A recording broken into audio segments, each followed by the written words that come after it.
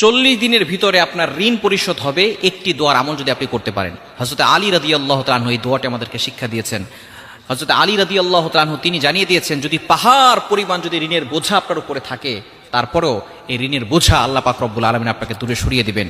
কষ্ট দুশ্চিন্তা থেকে আল্লাহ তাআলা আপনাকে হেফাজত করবেন যদি একটি আমল আপনি করতে পারেন, একটি দোয়ার আমল। নবীজি সাল্লাল্লাহু আলাইহি ওয়াসাল্লাম এই দোয়াটি আমাদেরকে শিক্ষা দিয়েছেন। অনেকেই আছেন কঠিন পেরেশানিতে আছেন, দুশ্চিন্তায়, ঋণের বোঝা মাথার ভিতরে, দুশ্চিন্তায় পড়ে আছেন, কি করবেন কোনো কুল কিনারা খুঁজে পাচ্ছেন না। এরকম হয় কি হয় না? বিভিন্ন জায়গা থেকে, ব্যাংক থেকে লোন নিয়েছেন, বিশেষ করে বিভিন্ন এনজিও আছে, তারা আমাদের বাংলাদেশের ভিতরে এমনভাবে লোন দিয়ে মানুষকে দুশ্চিন্তার ভিতরে ফেলে দিচ্ছে, প্রত্যেক মাসে মাসে টাকার হার বাড়তেছে, তাদেরকে সুদ দিতে হচ্ছে, তাদেরকে লোন দিতে হচ্ছে, এমনভাবে মানুষ ফকির হয়ে যাচ্ছে। তারা তো উন্নতি করতেছে না, কেমন যেন মানুষদেরকে আরো বিপদের ভিতরে ফেলে দিচ্ছে। এজন্য এই লোন কখনো নিবেন না, একেবারে কঠিন বিপদে না পড়লে এই ধরনের কাজ কখনো করবেন না।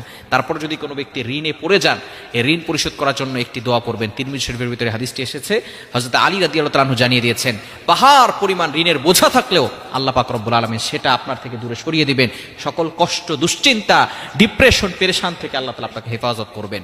দোয়াটি হচ্ছে, আল্লাহুম্মা কফিনি বিহালালিকা আন হারামিক ওয়াগনিনি বিফদলিকা আম্মান সিওয়াক। এই দোয়াটা আমরা অনেকে জানি না, দোয়াটা লিখে নেন, আল্লাহুম্মা কফিনি বিহালালিকা আন হারামিক ওয়াগনিনি বিফদলিকা আম্মান সিওয়াক। আপনি আল্লাহর কাছে দোয়া করছেন হালালের পথে থাকার জন্য, হারাম থেকে বাঁচার জন্য আপনি আল্লাহর কাছে দোয়া করতেছেন।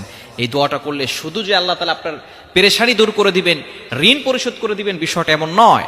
আল্লাহ পাক রব্বুল আলামিন এই দোয়াটার বদৌলতে আল্লাহ তাআলা আপনাকে সম্পদেরও ব্যবস্থা করে দিবেন। আল্লাহুম্মা কফিনি বিহালালিকা আন হারামিক ওয়াগনিনি বিফদলিকা আম্মান সিওয়াক। আল্লাহ পাক রব্বুল আলামিন আপনার সকল ঋণ পরিশোধ করে দিবেন। আল্লাহ তাআলা যদি কাউকে বিপদ থেকে উদ্ধার করতে চান, সে কি কখনো দুনিয়ার কোনো শক্তি তাকে বিপদে ফেলতে পারবেন? কি বলেন? ইব্রাহিম আলাইহিস সালাতু ওয়াস সালামকে নমরুদ আগুনে নিক্ষেপ করতে চেয়েছিল, সশস্ত্র বাহিনী রয়েছে, হাজার হাজার নয় লক্ষ লক্ষ সৈন্য রয়েছে, ইব্রাহিম আলাইহিস সালামকে আগুনে নিক্ষেপ করেছে।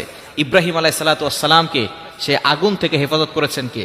আল্লাহ পাক রব্বুল আলামিন সরাসরি ডিরেক্ট একেবারে আগুনকে অর্ডার করেছেন, আর কাউকে না, ডাইরেক্ট আগুনকে অর্ডার করেছেন। কুলনা ইয়া নারু কুনি বারদাও ওয়া সালামান আলা ইব্রাহিম। আগুন, হে আগুন, তুমি আমার ইব্রাহিমের জন্য এমন ভাবে শীতলময় ঠান্ডা হয়ে যাও যাতে করে বেশি ঠান্ডাও না লাগে আবার গরমও না লাগে।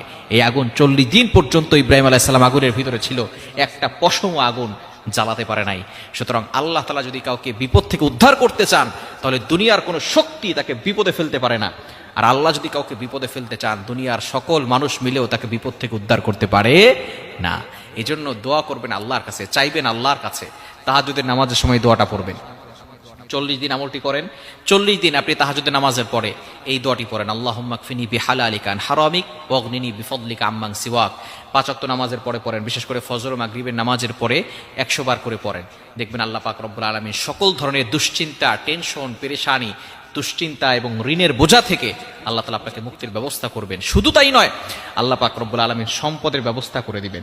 সম্পদের ব্যবস্থা করে দিলে আল্লাহ পাক রব্বুল আলামিন সে আর কখনো দারিদ্রতার ভিতরে পড়ে যাবে না। আল্লাহ তাআলা আমাদের সকলকে এই আমলটি করার তৌফিক দান করেন।